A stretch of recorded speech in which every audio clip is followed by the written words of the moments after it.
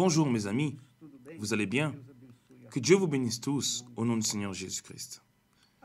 À la demande de Raïssa, qui m'a demandé de faire une vidéo pour expliquer comment devons-nous pardonner ou comment pardonner aux personnes. Alors, nous allons essayer de vous expliquer ce que le Saint-Esprit a mis à l'intérieur de moi de manière pratique, ce grave problème qui est le manque de pardon. C'est difficile de pardonner, très difficile, très difficile. Mais il est difficile de pardonner lorsque nous parlons des sentiments du cœur. Alors, lorsque vous parlez du pardon, lorsque nous parlons du pardon, les gens pensent, mais mince alors, comment puis-je pardonner? Comment puis-je pardonner si mon cœur déteste cette personne? Je ne peux même pas penser à elle sans que cela ne me donne envie de pleurer de rage. Alors, mon ami, le secret du pardon est en rapport avec le fait de séparer le cœur, enlever le cœur de l'histoire.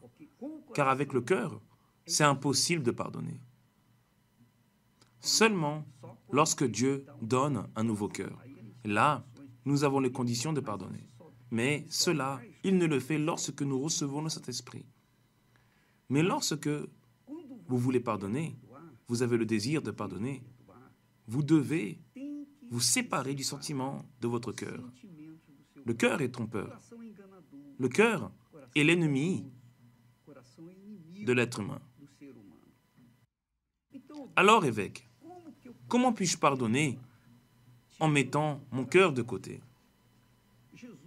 Jésus a dit cela en Matthieu, au chapitre 6 et verset 14.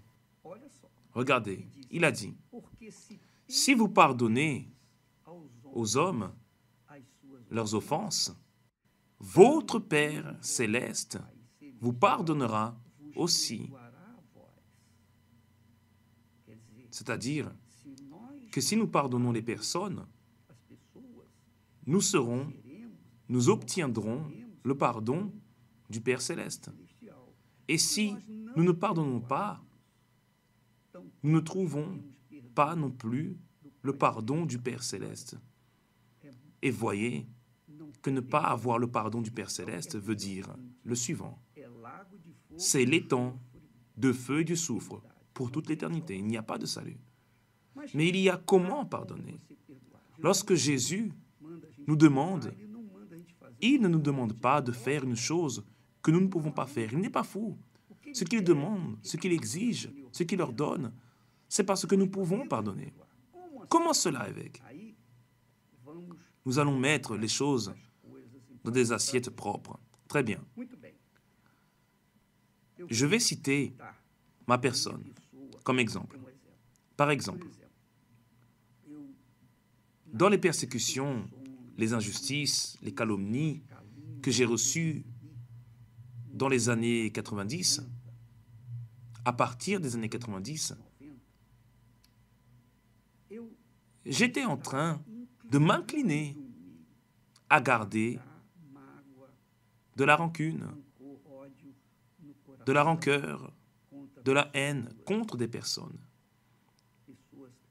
qui mangeaient à table avec moi et qui ensuite fait ce que Judas a fait à Jésus. Lorsque j'étais dans cette inclinaison vers le mal, vers le fait de ne pas pardonner, le Saint-Esprit m'a alors donné une astuce. Oh, ne t'incline pas vers cela, car c'est ce que le diable veut. Il veut que tu t'inclines vers la haine, vers la rancune, le manque de pardon, pour que tu n'aies pas le pardon, pour que ta vie soit fracassée. Alors, qu'ai-je fait? Comme je savais que mon cœur était trompeur, j'ai parlé avec Dieu. Oh mon Dieu, au nom du Seigneur Jésus, moi, dans ma tête, dans mon intellect, dans ma volonté intellectuelle, je veux que le Seigneur bénisse telle personne, telle autre personne, etc., etc. Bénis-les, Seigneur. Sauve ces personnes. Je leur pardonne parce que le Seigneur me pardonne. J'ai alors prié pour ces personnes et j'ai mentionné leur nom devant Dieu. J'ai donc laissé mon cœur de côté, les sentiments qui voulaient s'accrocher à moi, et je me suis accroché à la sagesse, à l'intelligence, sur la parole de Dieu. J'ai pratiqué la foi intelligente. Lorsque je parle de la foi intelligente, de foi rationnelle, c'est ce type de foi. Vous utilisez votre tête sur la parole de Dieu. C'est ce que j'ai fait. Alors, c'est ce conseil que je vous donne, mes amis. Lorsque vous aurez de la rancune contre quelqu'un, parce que ce monde est si cruel, si sale, si répugnant, que vous, avec des bons yeux, parfois, moi, par exemple, j'ai de bons yeux envers tout le monde. Pour moi, tout le monde. Les personnes disent « Ah, j'ai été baptisé du Saint-Esprit ». J'y crois, je les crois. Sauf qu'avec le temps, nous voyons que la personne ne l'a pas été à cause du mauvais caractère qu'elle a manifesté. Alors, sur ce point-là, la tendance est de rester en colère, de garder de la haine contre cette créature et de vouloir la vengeance. Et c'est une grande erreur. C'est ce que le diable veut. Le diable veut que nous utilisions notre propre force et que nous luttions contre les démons qui sont dans les personnes qui nous trahissent, qui parlent mal de nous, qui élèvent des calomnies, etc., etc.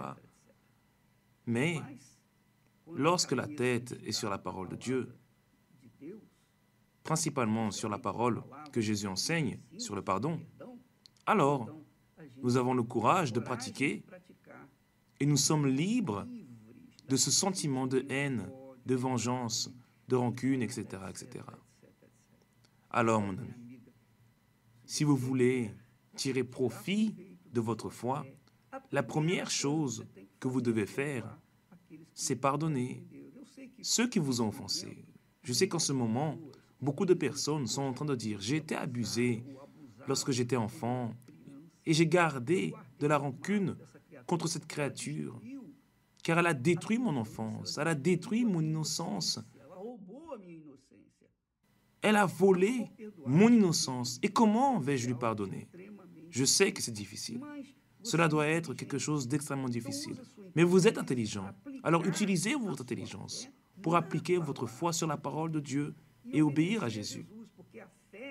Car la foi intelligente nous fait obéir à la parole de Dieu.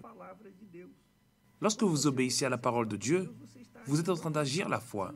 Vous ne devez pas sentir. La foi n'a pas de sentiment. La foi ne sent pas. La foi ne pleure pas.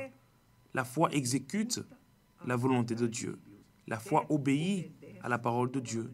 La foi pratique la parole de Dieu. C'est ce qui plaît à Dieu. Dieu vous bénisse tous, au nom du Seigneur Jésus.